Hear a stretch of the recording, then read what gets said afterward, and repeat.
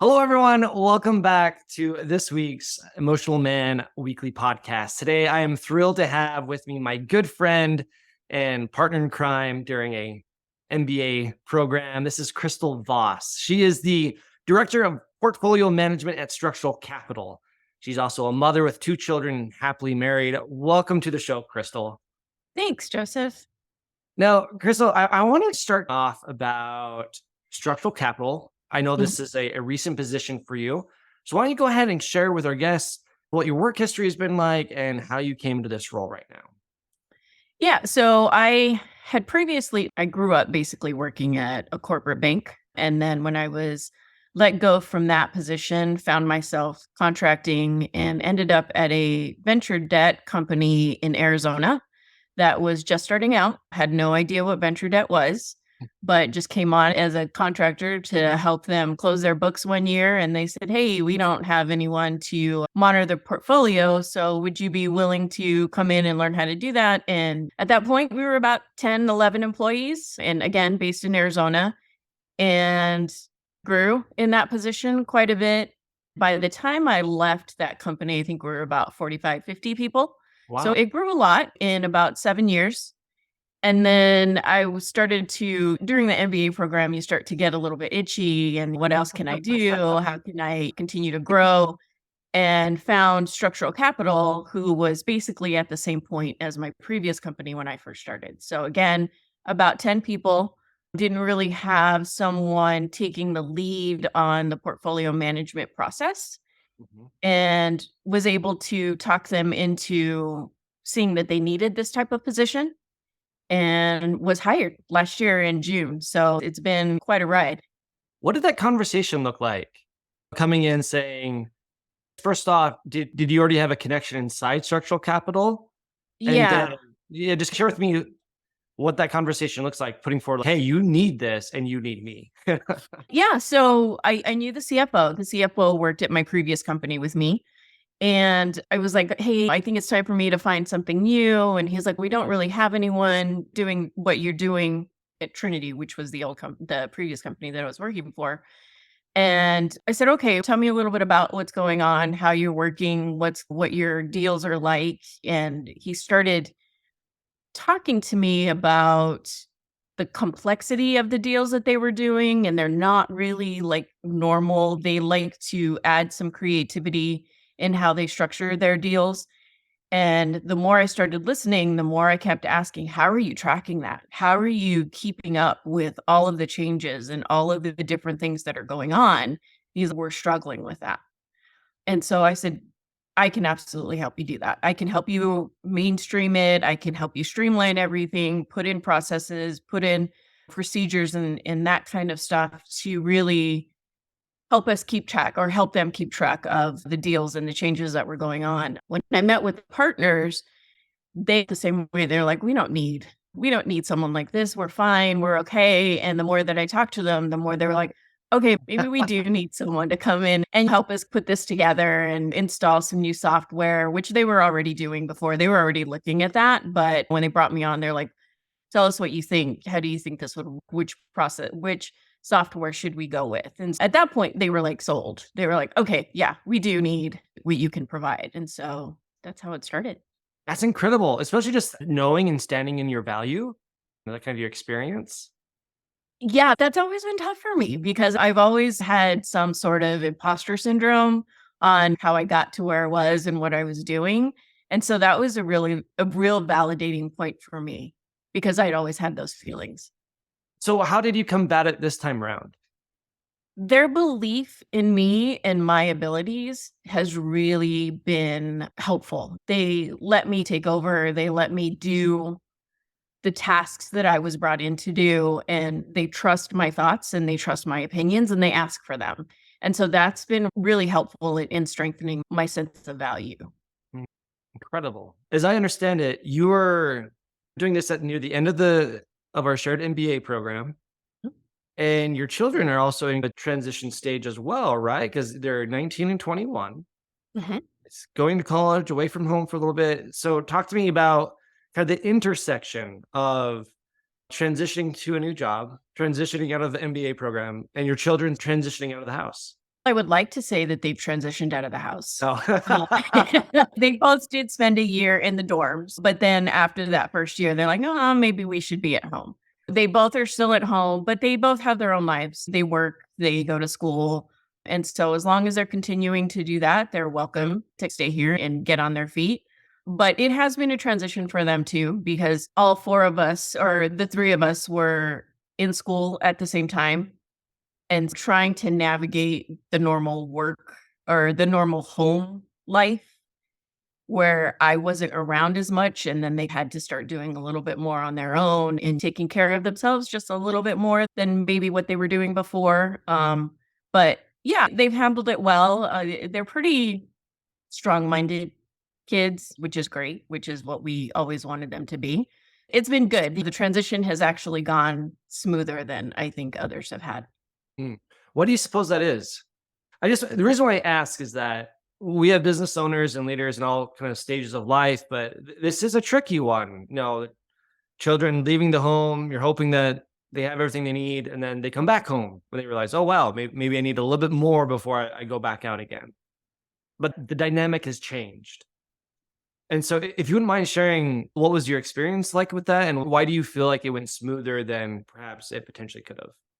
So it's hard to quantify this.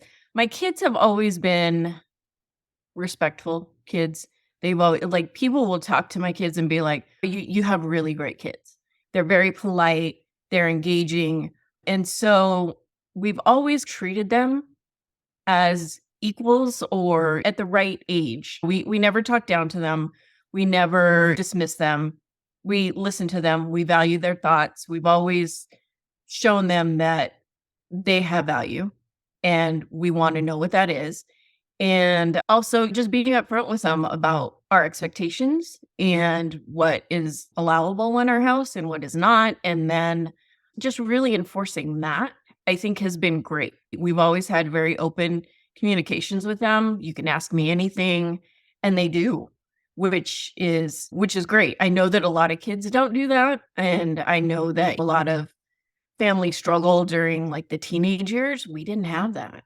And so it's always people are like, how'd you do that? I'm like, I have no idea how I did that. We just talked to them. We treated them as people.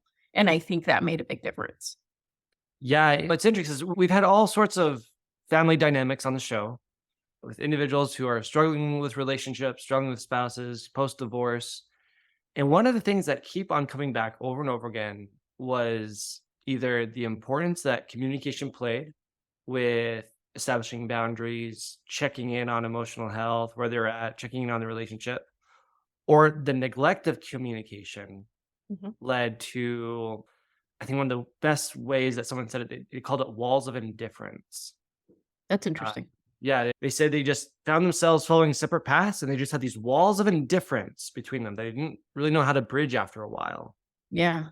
drifted apart.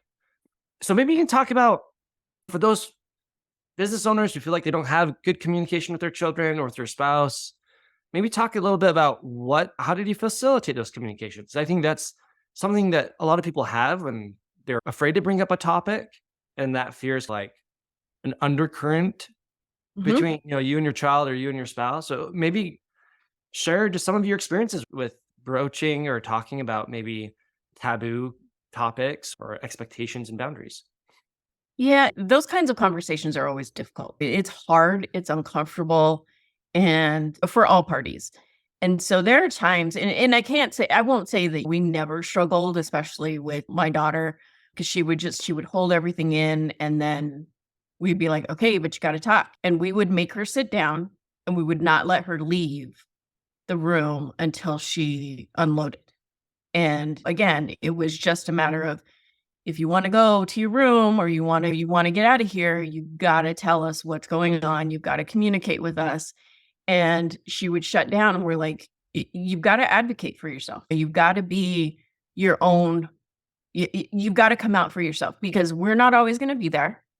And if you can't continue to voice your concerns, you can't open up and say no, or you can't open up and just be communicative in a concise manner, you're not going to get anywhere. And so we forced those conversations.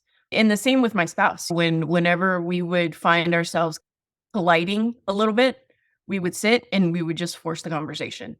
And we wouldn't leave until, or we wouldn't walk away until the conversation was done or we completely hashed everything out. And so that, I think, again, it's hard and it's extremely uncomfortable, but there are things that you have to do. You can't always just walk away from those problems because they don't go away. They just follow you. Yeah. And that, yeah, and you just have this sense of relief once it's all done. You're like, okay, everything's out in the air. We're all clear. And I think that has really been big, again, especially for my daughter and being able to communicate that way and learn how to do that, especially when she was younger and didn't know how. Oh, that's so huge. That with some of my clients and some of the people that I've coached outside of this podcast, we have found that people normally react to emotions in four ways. They suppress the emotion, they Mhm. kind of numb themselves to it. That most often leads to depression, suicide. They distract themselves from it, mindlessly scrolling on Facebook, Instagram. That leads to addiction, leads to neglecting your family. People react to the emotion, which leads to teenagers and adults temper tantrum like 2-year olds, blowing up on their family. Or people learn how to process the emotion and feel it, which sounds like that's what you're doing. Okay, this is gonna feel sucky. We're gonna feel it, but it's gonna feel so much better after we felt it. That's Yeah. amazing. Okay, so talk to me a little bit about your husband. You mentioned in the past he works. Mhm. And so what's it like? What was it like for you going through this MBA program, doing this additional school, and then transitioning to a new job? What were some of the conversations you were having with your spouse during this time? Honestly, he is like my biggest cheerleader. So he's actually the one that encouraged me to do the MBA program. He was like, just do it, go, apply. We'll do what we have to do. We'll figure it out. Schoolwork. He's go do what you need to do. You have class. Fine. I've got it. I'm taking care of everything. And then with the new job, he knew that I was struggling a little bit at my old job. And he's like, get out, leave, go, do what you need to do. And it's fine.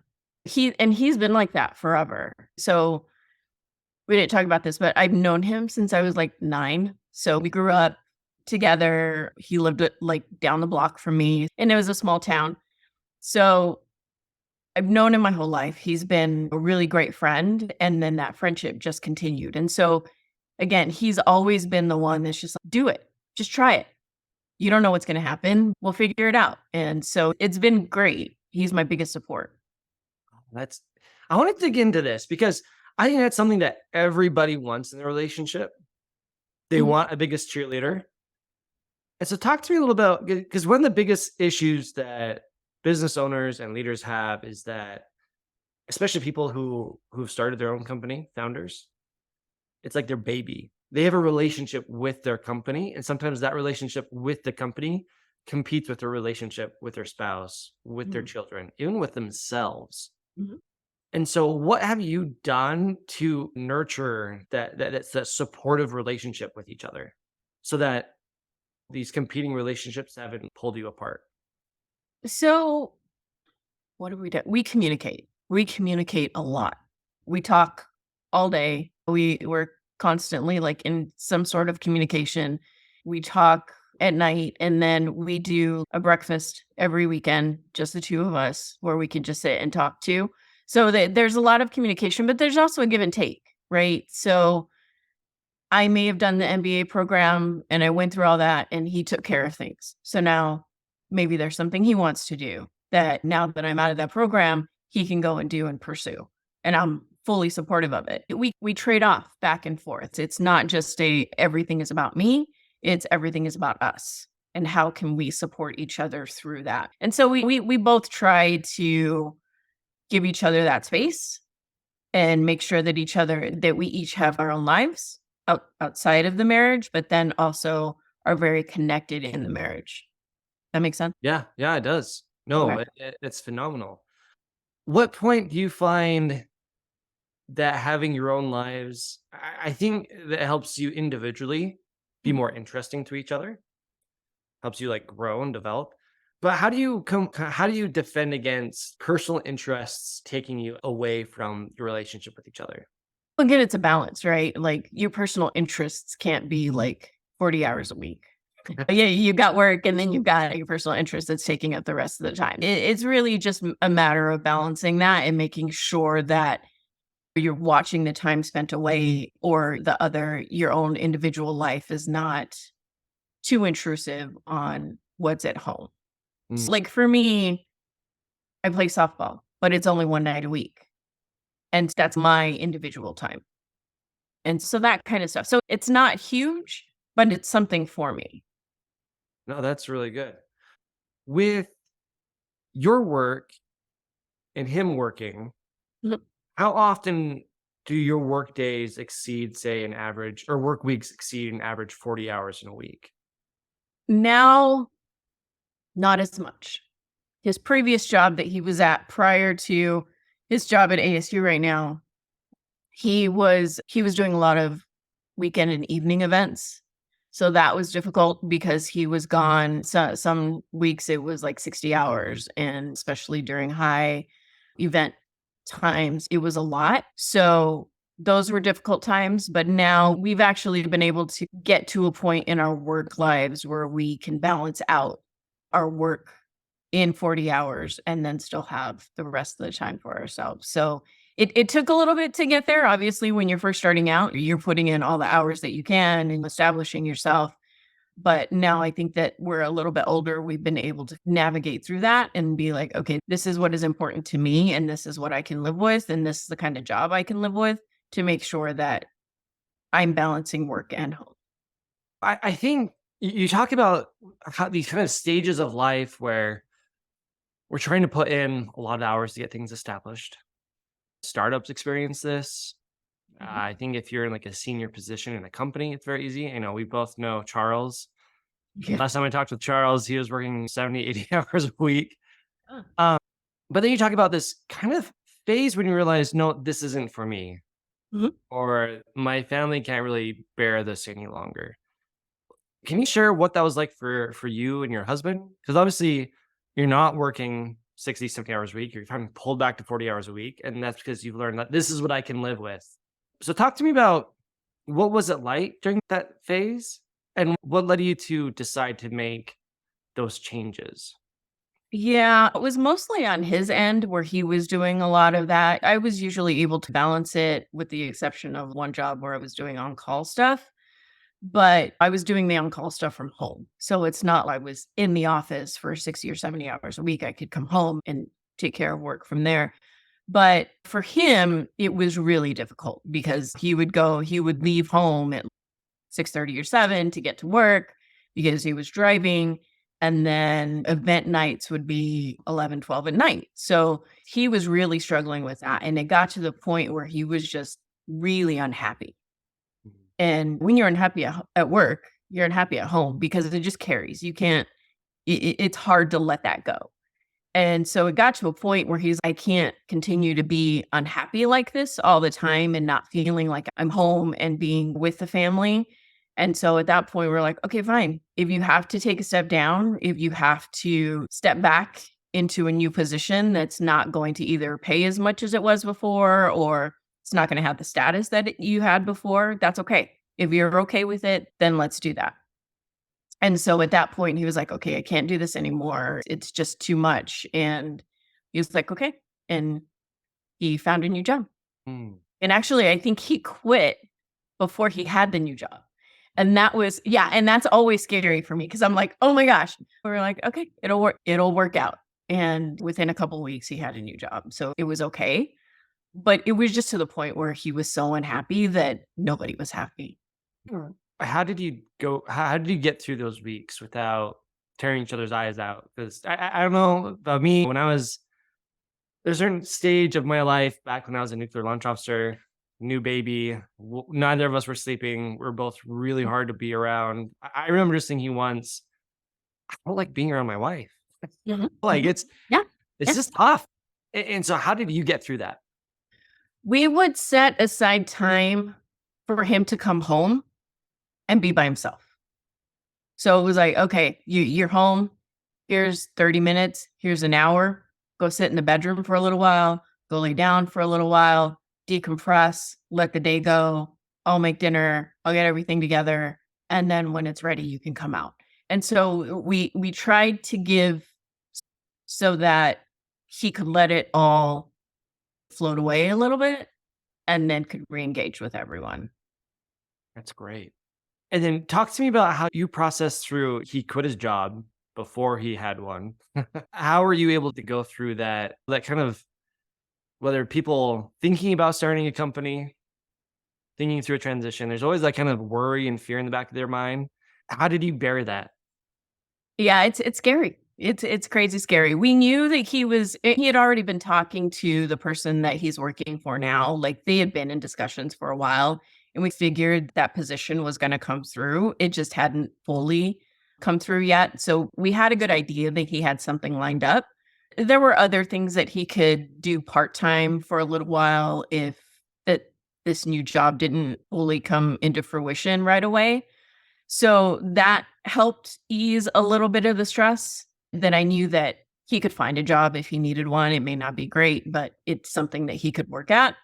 And then we just continued to talk through it. Like I said, we talk a lot. We would just communicate through it and talk about what was scary, what was not scary, how we were feeling about it. And it's so weird because my family, especially my mom, is like, everything happens for a reason. Everything's going to be okay. Things will work out in the end, but maybe hard for a little bit, but you know that something is it's not forever. Right. So that's how I got through it as well. It was like, this is just temporary. It's going to be okay. We'll figure it out. And we did. But yeah, it's scary. Yeah. I think I got a few more gray hairs from that. We worked it out. And I think the most empowering thought that you can have is I can deal with scary. Mhm. And Yeah. it's okay. I can deal with scary. I think it's interesting in whenever you're dealing with venture capital or now is structural capital, do they do venture debt or are they more of a classical? It's like growth capital, a little bit of venture. Like we don't necessarily underwrite to the companies having venture capitalists continuing to fund the company. We fund really on the basis of the company itself and its ability to perform.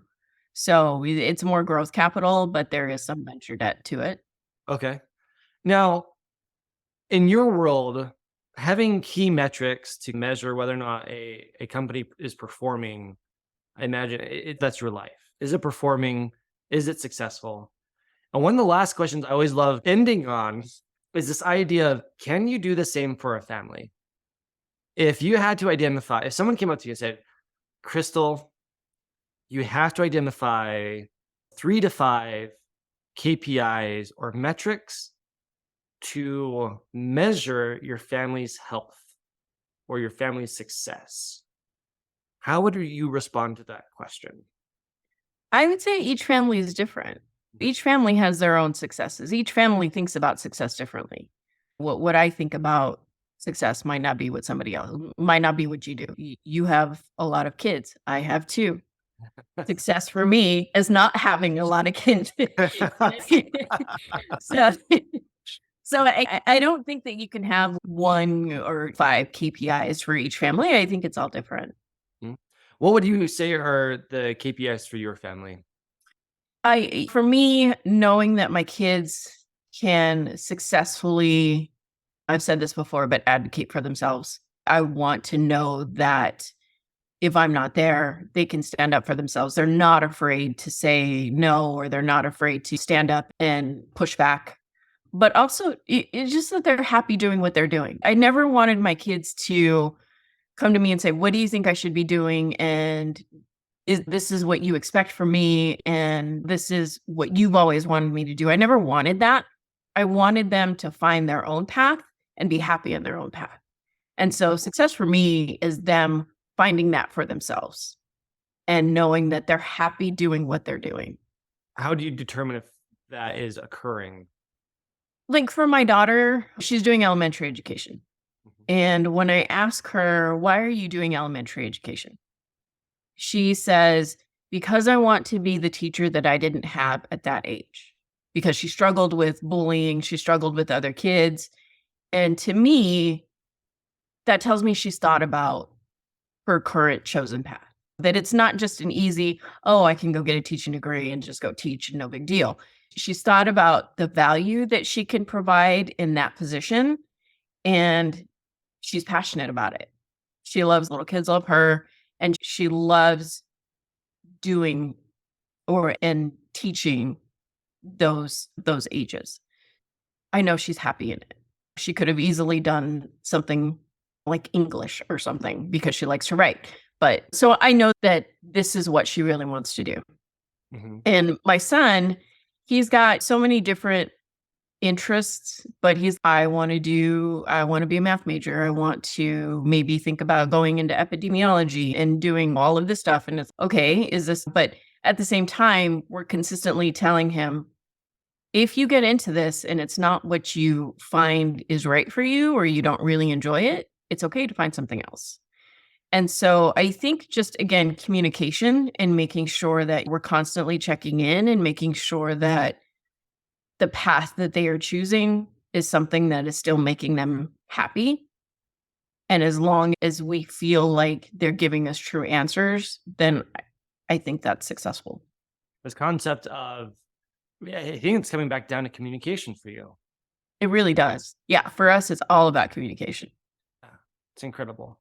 Crystal, I always like to ask at the end, if there's someone out there who may be a good fit for structural capital, what are you looking for, and what would be the best way for them to come in contact with you? So, what are we looking for?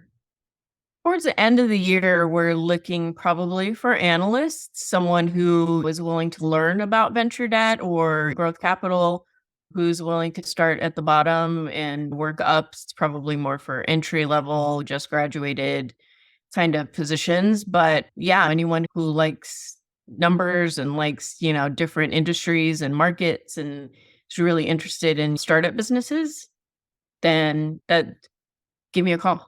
And what about Find me on LinkedIn. what about clients?